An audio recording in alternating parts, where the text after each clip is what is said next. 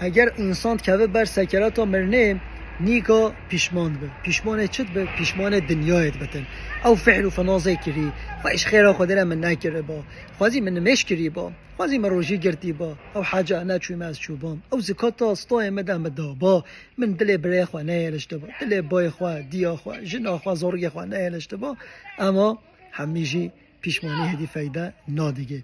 برای عزیز روز محشر جی پیغمبر حمید بجن نفسی نفس من خو خلاص بکتن و روزه ام انسان پیشماند بین پیشمان دیسا و دنیایت بین هی ام پیشمان نبرین هی ام رح سر جسد ما ام ویدیو هاتی پیشی هوا توبه بکن استغفار بکن دل خوش برای خوش جیران خو دیو باب خو جنا خو زاروگ خو نهیلن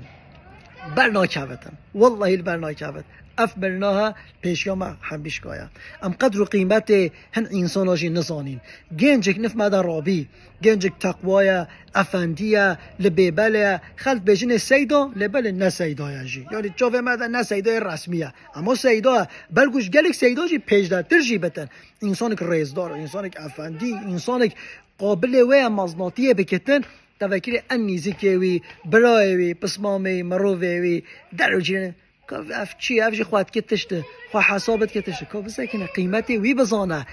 ببرتن او گنج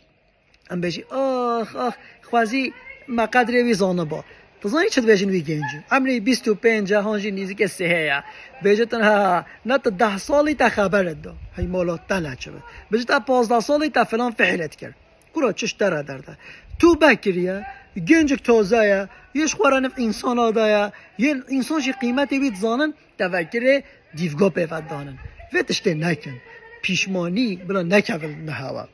جبر هنده برای عزیز هی اف مرناها هی اف پیشمانی ها سر مدن اهاتی ام عاقل بین ام چو عاقل بین ام طریا خدا و رسول ویدا بین یادی همی بوشا به مقام و موکی خواه به وی کبره ده چی حلاک نعوذ بالله para habeten مقام و موکیت habeten که انسان باش بی دگلوی مقام و موکی پی پری هنگه نور علی نوره وجه خدا تعالی ایمان و سلامت که نهل به ایمان ام داخل قبر ببین